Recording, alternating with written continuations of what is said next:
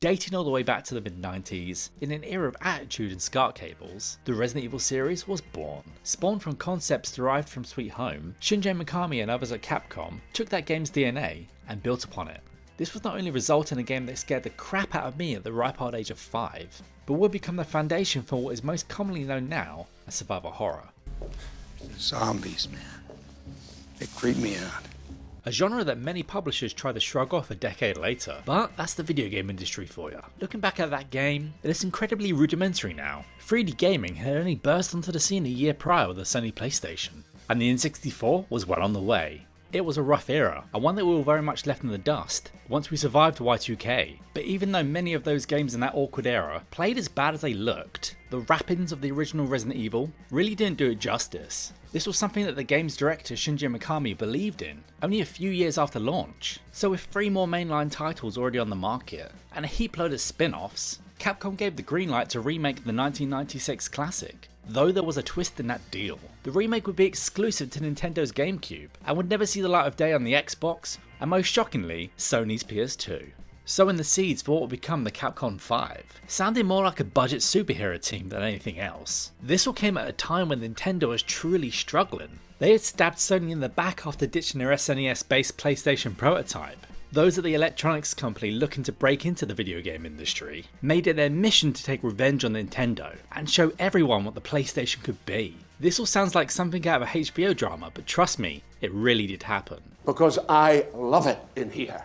I fucking love it! So nabbing Resident Evil from Sony, which had been a PlayStation-centric franchise, was a shrewd move for sure, and it definitely helped to move more cubes. Initially we got ours for my sister, so she could play more kid-friendly games. But really it was a backdoor for me to continue playing more Resident Evil games, until I found out what a unique library the GameCube would have. There are some classics in there for sure, and yes, the PS2 had Dead Aim and Outbreak, but come on. And I know Outbreak has fans, but look, not a lot of us had a way to play online back on the PS2, so the game suffered. It's like saying we have KFC at home, just isn't the same. Needless to say, I wasn't only blown away by what was one of the best looking games of the year, but of all time to be honest. Fast forward to the present, and the ports of this remake have gone on to defend that title. You simply can't deny that with a fresh coat of paint, the blueprint for the original Resident Evil was something special. But how's the platinum? I was never really one to chase achievements or trophies when they first came out, even when there was a gold rush to pick up any game that could give you an easy 1,000 points, or a quick plat. And once I made a bet to platinum EA's Battlefront in 2015, well, I was hooked. And I know it's such a weird game to start trophy hunting with, but after winning that bet, it just got its claws into me. And that Battlefront 2015 platinum is still one of my rarest to this day, so there's something I guess. Though I have to say, my love for trophy hunting was probably solidified with Resident Evil 2 Remake in 2019. At the time of recording, I have 127 platinum trophies, so you can tell this is a hobby that stuck. But Resident Evil Remake, I made this my 100th. So while this is some sort of pseudo retrospective video, I'm hoping to mix it in with my passion of trophies, or some would say, a sickness. So I'm Benroy, and join me as I take a deep dive into this classic.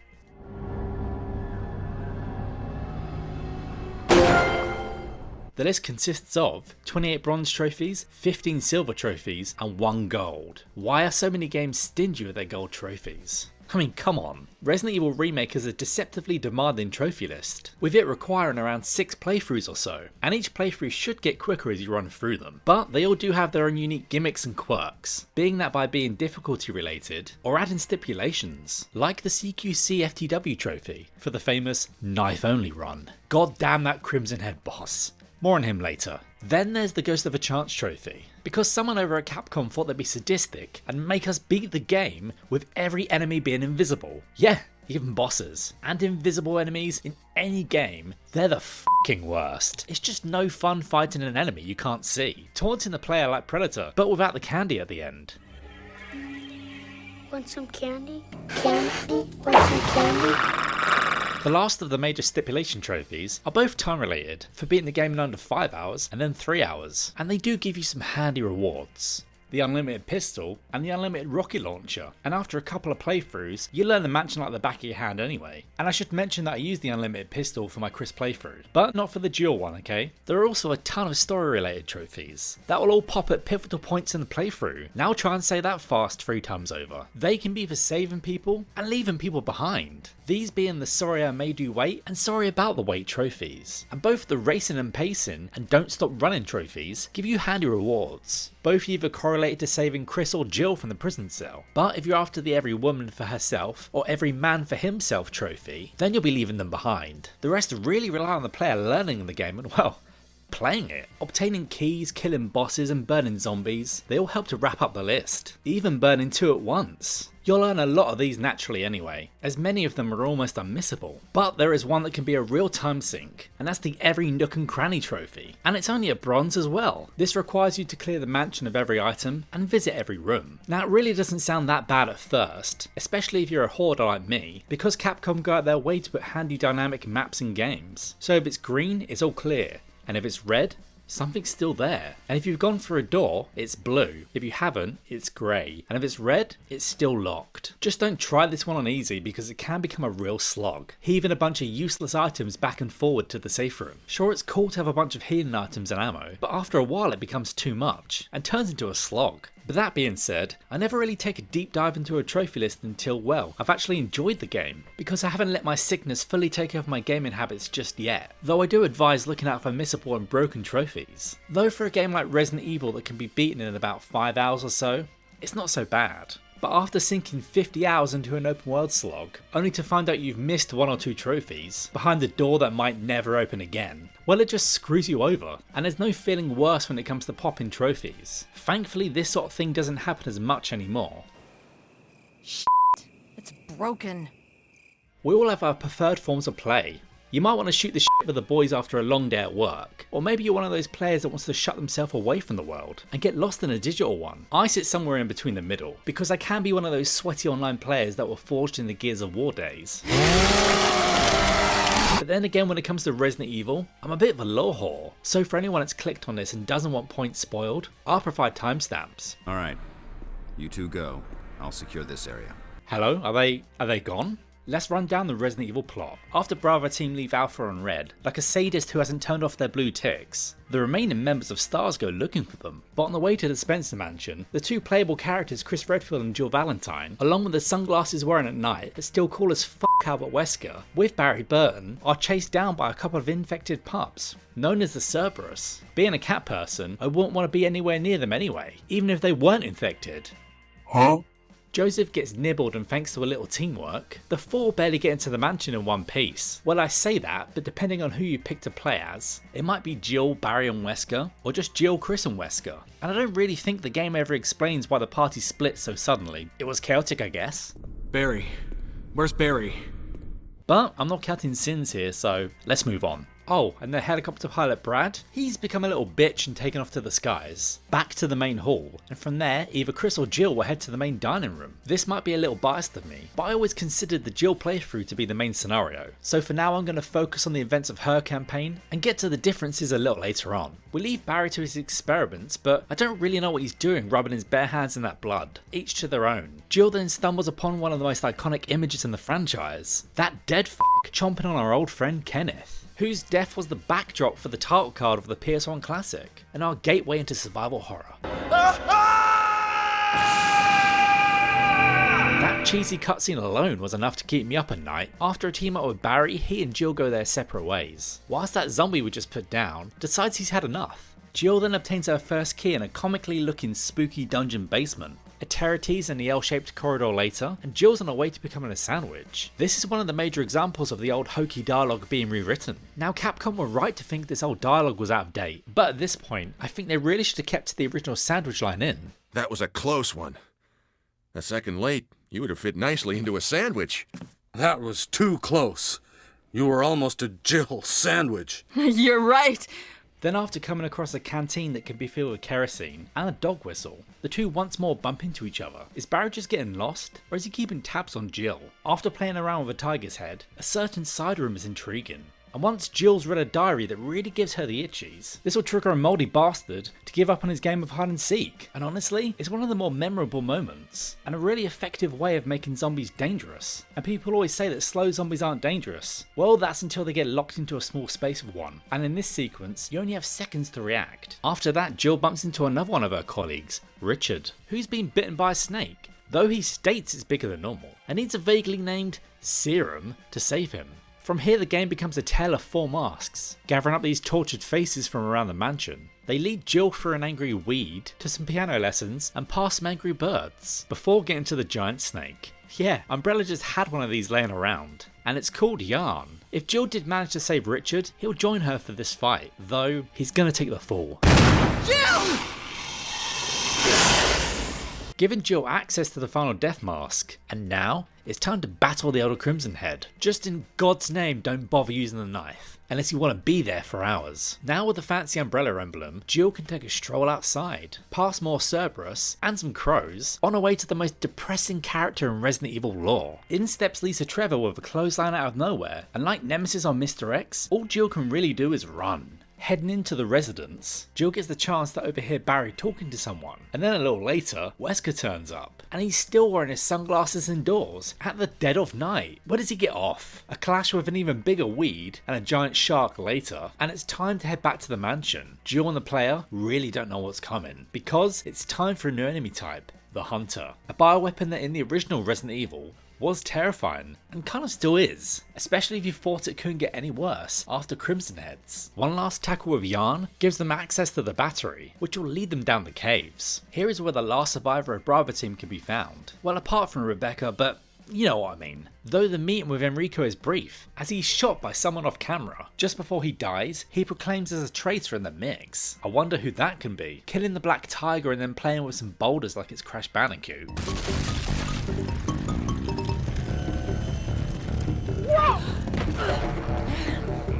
Will finally grant Jill access to the double doors below the main staircase. Now it's time to see if Barry can really be trusted. This moment is crucial for a few trophies though. On a normal playthrough we'd all save Barry, right? But if you want to escape alone, don't give him his gun back. If you do, he and Jill fight the tormented soul Lisa Trevor together. Proven to be all but invincible, she can only be halted by the skull of her long lost mother, whom she was taken away from decades ago. Now with a straight shot to the labs, this is where we find out the leader of STARS is actually working with Umbrella, though Wesker's always really out for himself. Smart girl. And using Barry, he takes Jill captive, before unleashing the Tyrant, a perfect specimen in the eyes of a madman, wearing sunglasses indoors. It's magnificent. This is probably why Wesker missed the signs he was about to get a slap. Though once Jill defeats the Tyrant, it seems that Wesker's disappeared, and he won't be turning up again for another few games. And there's no time to look for him now, because the self-destruct sequence has been activated by one Rebecca Chambers. There is just enough time to save Chris from his cell, if all the ammo discs have been collected that is. Now it's time for one last showdown with the Tyrant, which is topped off with a trusted quad-barrel rocket launcher, and with that they can all fly off into the sunrise. That's if Jill went out of her way to save everyone, that is.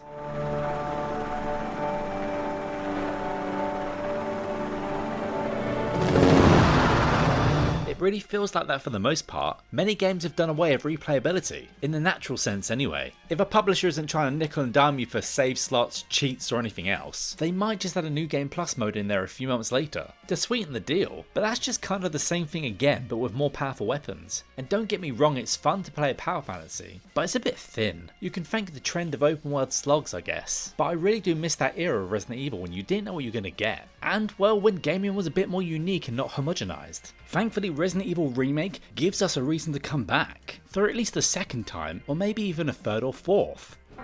Jill, ladies first. This is down to the dual protagonist nature of the game, something that Capcom tried to keep up with for a long time, till they went a bit action orientated, and things got way out of control with Resident Evil 6. Anyone want to play as the legendary Ada Wong? And Man?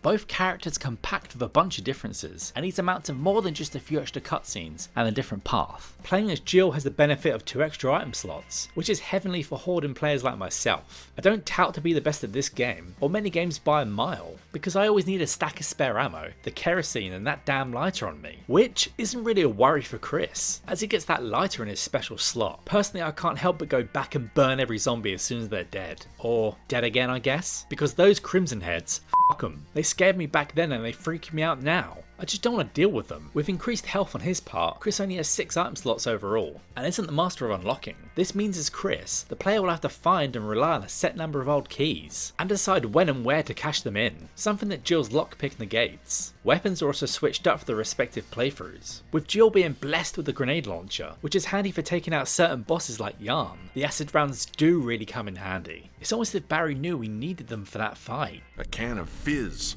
It's sure to yellow and mellow those things. In turn, Chris gets his hand on the flamethrower later in the game, but if I'm being honest, it's little more than a glorified key. It can be used against Black Tiger, but ultimately, it's underwhelming. Why was Return to Castle Wolfenstein the peak for flamethrowers in video games? We need to bring flamethrowers back in a big way, as a new introduction to the franchise, and one that would eventually ripple through Resident Evil in a big way, all the way to Resident Evil 4 Remake. The defensive weapons also have variations between characters. Both get plenty of daggers, but the real last ditch defense against grabby bastards are the stun gun and flash grenade. Chris gets the upper hand here with a flash grenade, because once it's shoved in the mouth of a zombie and then shot, it will take the head clean off, stopping it from becoming a crimson head. The last of the weapons to be switched up is the assault shotgun, an essential piece of kit for anyone who wants to deal with hunters. Far superior to the classic pump shotgun, it holds 10 shells instead of 6, which can really help those members of STARS make the most of their item slots.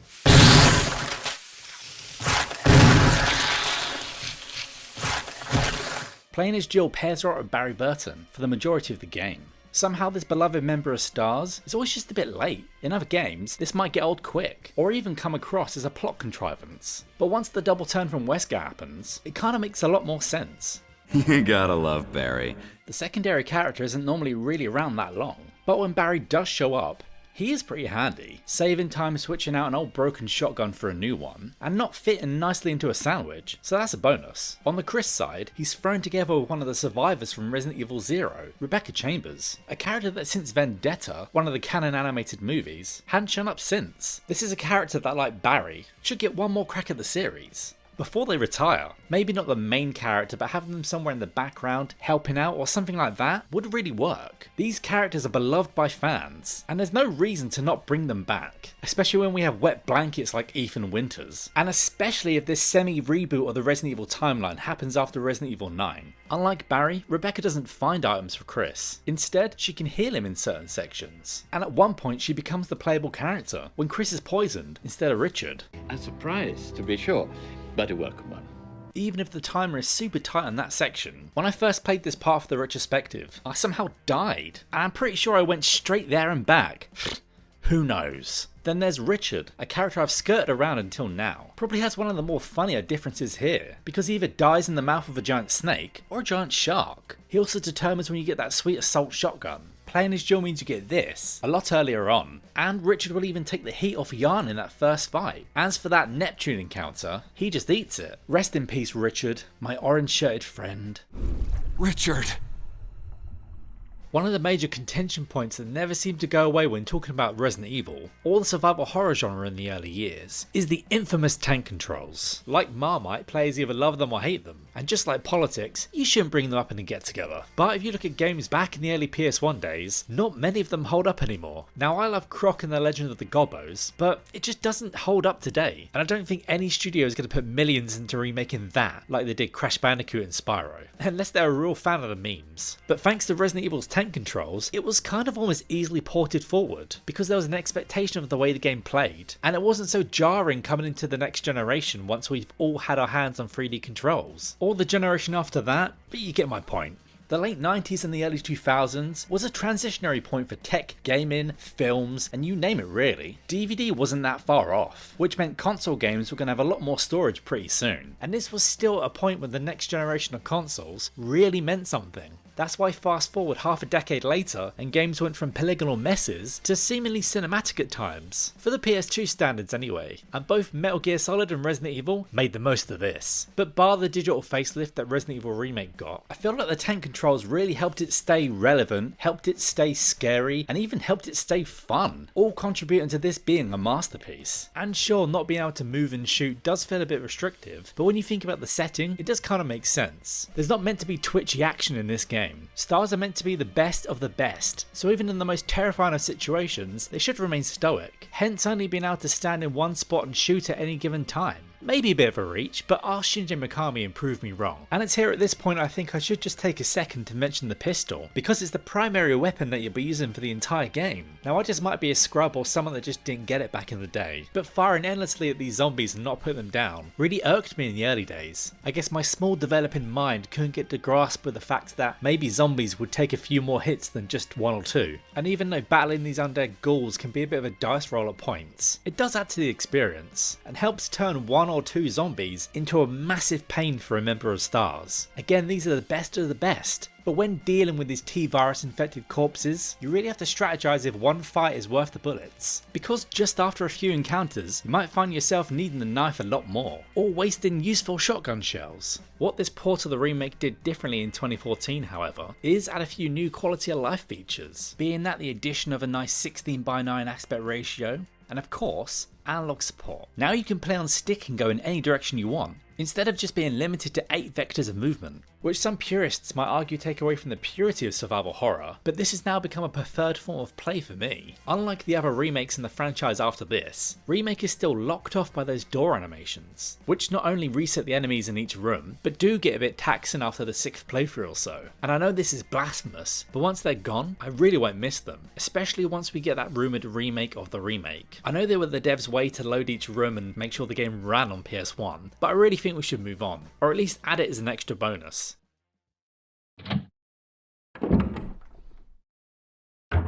Just like the original, Remake has fully pre-rendered backgrounds, instead of 3D environments, that the series would later go on to sit with. A real blessing for this game, as it helps it stop aging like milk. Each room, as dingy as it gets, is horrifyingly gorgeous, in its own twisted way. The horror fan in me really appreciates what's on offer here, from the Spencer mansion to the residence, and even the grotty labs below. The mansion can feel strangely warm and cozy at times, especially when you light a fireplace, or greeted with some calm save room music. And this remake hands down has the best save room music of the series, no question.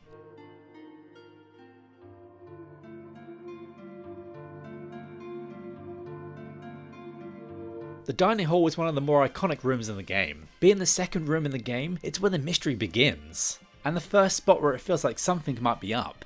Now yes, you have just been chased by a bunch of Cerberus outside, but with the pool of mysterious blood and the ticking clock, the mood starts to get set here, and the old clash of thunder and lightning outside help as well. I love myself a ticking clock or a metronome. Who doesn't? So the dining room just chills me out. The backgrounds are now packed with added detail, which just weren't there before. Instead of feeling like a rat running around in a maze, I now feel like I'm in the horror, trying to survive. The other highly contested mechanic of Resident Evil, which acted as a filter for so long, was the fixed camera angles. I really think this was the choice to set Resident Evil apart from the pack, in the early years at least anyway. Yes, sure, Silent Hill would go on to borrow this, amongst others, but Resident Evil set the standard. And with Remake, it's just an excuse to get a close-up of those beautiful backdrops. As for some reason, Capcom, like too many other devs back in the day, lost the source code. So in certain areas this port can look worse than the original, running on my PS5. At least they didn't lose these backups in some salt mines, like Event Horizon. We'll never get to see that lost wild footage, and I'm still bummed out. The fixed camera angles really do help you feel like you're in a movie playing it. Taking away camera control makes the player feel vulnerable, and doesn't let them see what's coming. Sometimes when walking down a corridor or through a room, you can just hear the moans, or something scratching at a window or door. Sure, veteran players will know what's coming, but for new ones, it's a terrifying experience. Video games are by far more terrifying than movies, because you're in the action trying to survive. So wiping away that element of control is perfect, and works wonders with tank controls. Give us more of this than those cheap dime a dozen jump scare games any day. The residents and other outside areas come at just the right time, when the mansion almost feels like it's been mastered. By the time most have gotten outside, they've carved a fair few ways to get around, by putting down zombies and burning them to ensure they stay down. This also plays into the item management. Do you as the player use valuable bullets to clear one path? In the mansion at least, it's all about planning ahead, knowing where you'll be travelling next, and most often. Especially in the early game when keys and bullets are hard to come by. Once outside and then in the residence, Remake stops feeling so familiar, as the player now has to deal with different enemy types, of varied speeds and size. But not only that, the map now takes you out the gameplay loop. Now it feels like more of a frantic rush to scan through this unknown land, hoping to come back with more bullets than you expended. The true side of Umbrella is now starting to rear its ugly head, and it won't be going away anytime soon. This section can really put you off wanting to take a walk in the woods, spending any time in a cabin, or going for a cave. Actually, scratch that last one. Caves. We've left them behind as a species, and I don't ever really want to go back in one. You can thank the descent for that. Everywhere you go, it feels like nature is returning and creeping back in, and never does this feel comfortable. Rather than sticking with the status quo, this middle section of Remake feels as if Mother Nature is taking revenge, as vines creep back into everywhere that humans once made safe. The final area, the underground labs, is super claustrophobic. It's constrictive and has even more limited routes, forcing the player into conflict more often than not. Just like the mansion above, this area benefits a lot from its post-millennial facelift, and it now retains some form of atmosphere, something that the PS1 and other consoles at the time just couldn't handle. These labs are dank, disgusting, and oozing with terror at every turn. And the lighting in this game is an unsung hero. It goes so far to set the mood, especially when it gets a little dynamic. The light sources are far fewer and soft, leaving the safe area feeling barely safe at all. The latter areas of Resident Evil either suck or don't really stick around for that long. I guess this does help play into the mystery of Resident Evil and whatever corporation you're fighting. But damn it, I'd love to get a good look at a facility one of these days. Maybe even before it falls to whatever virus Umbrella is cooking up. What? Get away from me!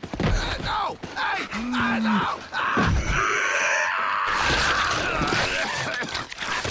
You can't talk about the Resident Evil titles in the early years without at least a cautionary mention of the puzzles and riddles. These were plentiful back in the genesis of the series, and were the devs' tactic to slow the player down, so they don't just simply shoot their way through the mansion. Much like keys, they'll be a main reason for backtracking. The earliest of which comes in the form of a newly placed item, the arrowhead, which gives us access to the crypt below, the very place where the Elder Crimson Head calls home, in a location that wasn't in the original game. This is nothing too challenging to start with, it just teaches players to examine items and look at everything a bit closer. Then there's the dog whistle, another new item that just happens to be laying about, but with a scan of the environment and a quick bit of reading, it'll lure a certain mutt out of hiding, with a key the player needs. Or a replica of it anyway, one locked behind an elaborate trap. George Trevor really had a field day when designing the traps here.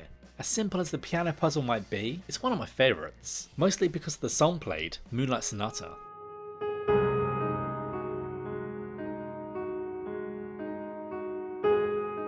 And the fact that Jill can just play this one and move on, and Chris can't, is a nice touch, and goes a long way to differentiating the two campaigns. And unlike Jill, Rebecca needs a little bit more time to learn the notes, so after a quick wander around the mansion, she gets there eventually. But the prize inside can only be obtained if it's swapped out for another emblem, Indiana Jones style. This will lead the player back to the clock in the dining hall, and once fiddled with, leads to yarn. The next two puzzles require a keen eye to work out. If you try rushing through them, it can result in losing health and ammo, thanks to some deadly gas and a few angry crows. But once complete, it's now time to cash in those death masks and head on outside. Once outside, the puzzles are a little less involved. For the most part anyway, mostly pushing some boxes, rearranging some books, and avoiding a close encounter with Jaws' long lost cousin. Here though is where the V-Jolt comes into play, and becomes the centerpiece of this section. All roads lead to Plant 42, and with the correct mixture, this can be a breeze. From here on, it's the case of using an item here and pushing the button there to really get things moving. And sure, this is simplifying some later game puzzles, but this isn't a guide video, so I don't exactly want to run through every puzzle in granular detail. The key to these tasks is to make the player think, and check their surroundings, reading journals whenever they're about, and watching out for the subtext behind them. You can't kill Lisa Trevor down in the caves, so now it's a case of looking around the environment and finding out a way past her, before she clotheslines you again. Sure, a broken flamethrower wouldn't be my first choice, but hey, it works. This then goes doubly so for the underground labs. If you've somehow got this far without reading by now, you're either lucky, or it's just 2024. You've just loaded up a guide and been done with it already. That aside, Resident Evil Remake is almost perfectly balanced when it comes to the horror moments and then rummaging around in your item box for the next solution, which will most probably be to open another door. And it's when playing one of these puzzles that I noticed some interesting physics in this Resident Evil Remake. Just take another look at how Jill moves. Even the slightest footstep forward or backwards makes causes a sort of bounce animation. And then when she gets spun around on a circular platform, they bounce again. Just look at them, it makes no sense. Why do her breasts bounce like that? You've gotta love Japanese game devs.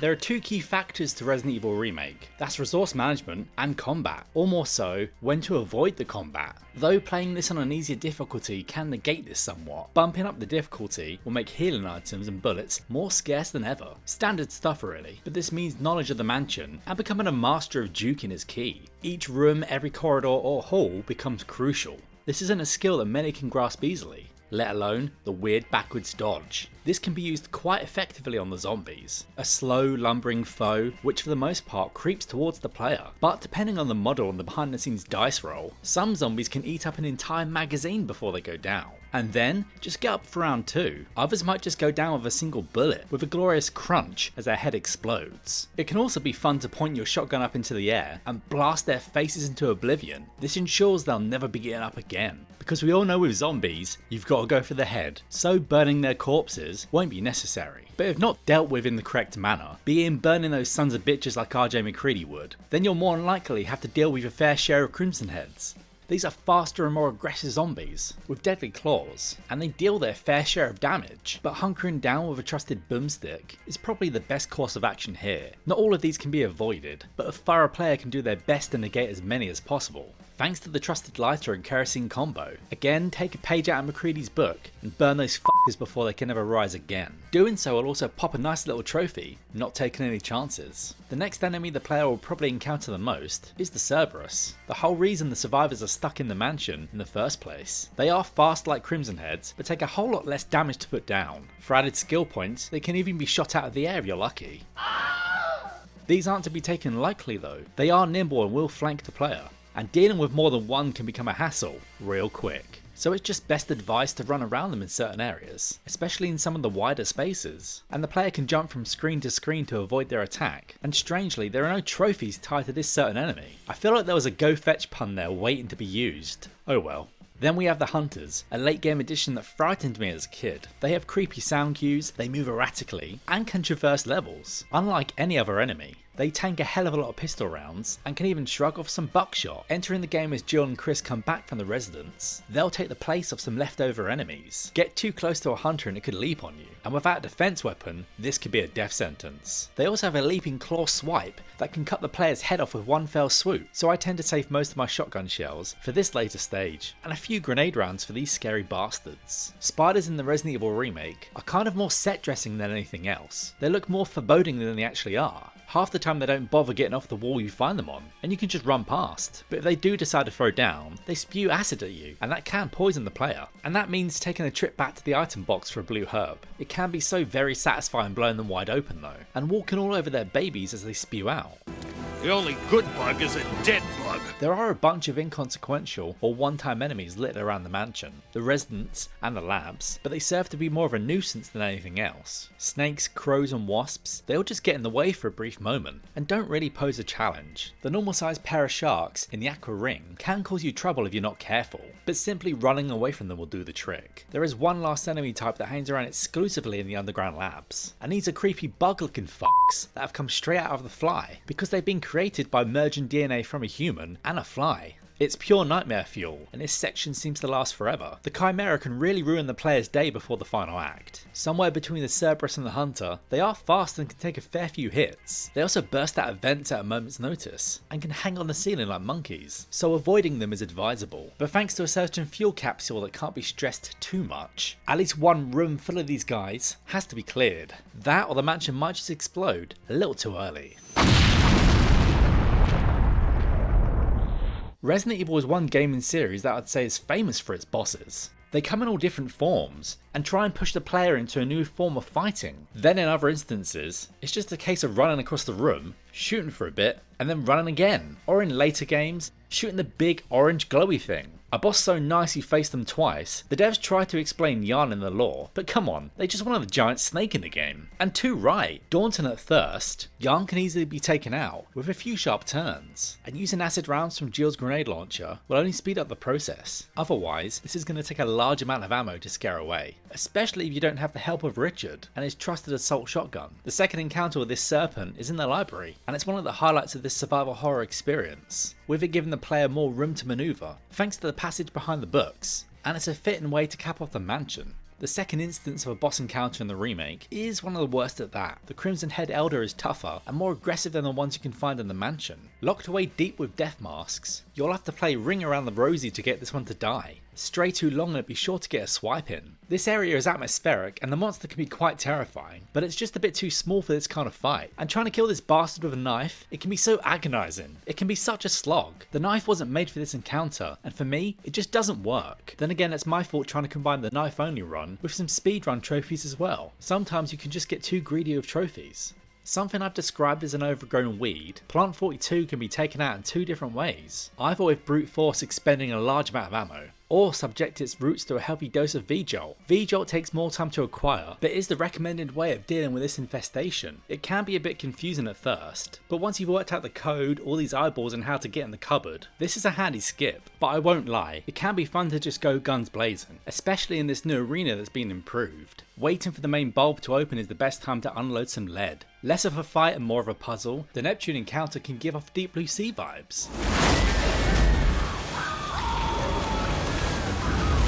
Especially when playing as Chris, seeing poor Richard get chomped like that. After sorting the plumbing in this oversized bog, we turn to Deep Blue Sea again for some more inspiration on how to deal with this beached behemoth. But in this case, Jill and Chris can keep their kit on.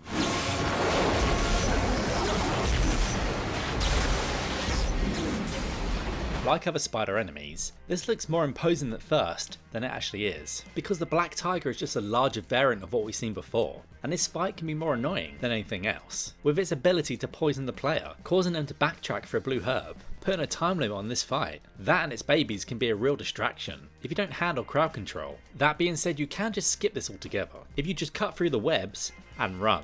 This game's invincible stalker enemy really does stand out from the rest. Popping up at 3 different times, she's never to be missed. You can put Lisa Trevor down, but it's not advised, as she gets up real quick. And unlike Nemesis, she doesn't drop any goodies. Taking the time to read through her backstory will only serve to make this foe more bone-chilling, whenever her moans can be heard echoing through the halls. Unlike other Resident Evil stalker enemies, her sections are more locked off, so thankfully she won't follow you around the mansion, because all we need is Lisa Trevor trying to follow us around when we're dodging Crimson Heads. But who knows, maybe the Resident Evil Remake will have this feature. I've already mentioned her final encounter, but it's a neat and unique way to deal with his lost child, just trying to find her mother and move on. However, if you've played the Resident Evil light gun games, you know just how her story ends. The fruits of all of Umbrella's labours, this magnificent creature is the last roadblock for Stars, and their final escape of the mansion. The first fight is confined, and not a hard one to deal with, as long as you stay away from its strong hand. Someone here's been clearly working on a few techniques. Get too close to this monster, and it's got a chance to kill you with a single hit. This is the end of a Resident Evil game after all, so you should be flush with magnum rounds, or at least have a few spare grenades to hand. This all really makes that first encounter trivial. The second encounter is where this fight ramps up, with the Tyrant now in a rage state, meaning it will launch across the battle arena after you, like Palpatine against the Jedi Council. And if you've saved everyone so far, there's an added risk of losing someone, so you've got to be quick. Topped off with what's become a staple of the Resident Evil franchise, the rocket launcher isn't a weapon, but more a reward. It's the fireworks at the end of the game to celebrate you've beaten it. If only the zombies all sang Yub Nub at the end. And well, it's just bloody cool to shoot a rocket launcher at the end of a game, so that's probably why it became a staple. That's if the shots land, however, because this updated Tyrant does have one trick up its sleeve, so look out for that. Now there's one enemy that I definitely haven't shown yet in this video, or mentioned until now, and that's the Forest Spire, a fallen member of Bravo team that pops up around the mansion. And at first, he doesn't seem that infamous. In fact, he just looks like a fast zombie. But just try shooting this expert sniper, and you'll find out why he's just so infamous. Because the fucker explodes, thanks to a handy bandolier full of grenades. Now at first, you might think this isn't too dangerous, especially if you keep your distance. But no, if you shoot him with anything, anywhere, At any range, the goddamn bastard goes nuclear. So all you can do is surprisingly run. And unlike other stalker enemies that would later be in the remakes, the Forest Spire doesn't follow you constantly. More is locked off to one room and slowly progresses throughout the mansion, getting in either Jill or Chris's way. Originally found dead on the second floor in the east terrace of the mansion, the Forest Spire is little more than a bit of a jump scare. But once completing this game with Jill and Chris, he's not there anymore, until he is. And then you can't get rid of the bastard. And trust me, he'll go to pop up at some of the most inconvenient times you can imagine. And when you're trying to run through this game quickly without saving or just your knife, it can be a real pain. The Forest Spire is the real survival horror.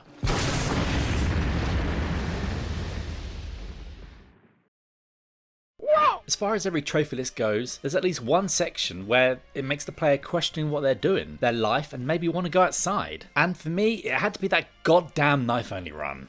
I know I've mentioned this briefly, but I want this to be a regular feature of these videos, at least when I'm focusing on games I've platinumed, because trophy hunting isn't always smelling the roses, and getting that brief dopamine hit once you hear that platinum pop. Like any good trophy hunter, in an effort to save time, I combined a few runs together, that being multiple speed runs with the knife only run, so I had to beat the game with only a knife in 3 hours. This only served to add more pressure though. Beating the game in under 3 hours and 5 hours isn't going to be that hard once you beat the game like 9 or 10 times, but f*** me that Crimson Head bastard. He caused me more trouble than any other boss. I will never forget that fight for as long as I pop trophies in other games. I know the knife only run is popular within the Resident Evil fandom, but for me, that can stay in the bin.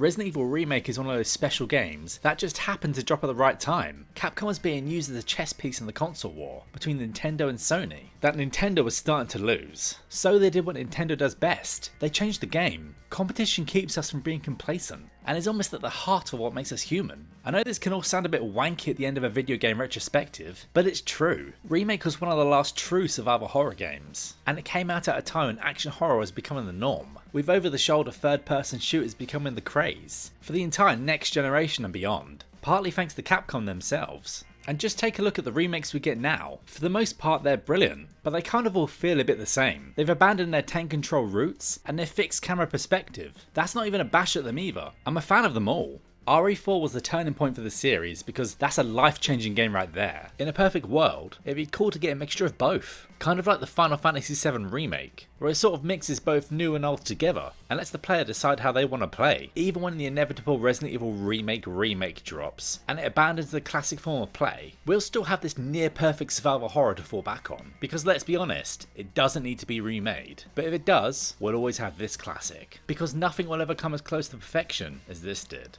Thanks to whoever made it this far. If you want to help a lad out, maybe drop me a like and a sub. My plan for this channel is to drop one of these retrospective type videos every 3 to 4 weeks, based on games I've already platinumed.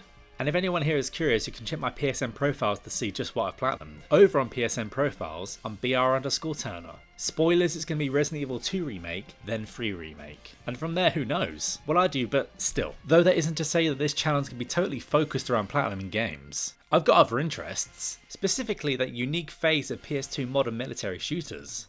Anyway, until the next video, no more games.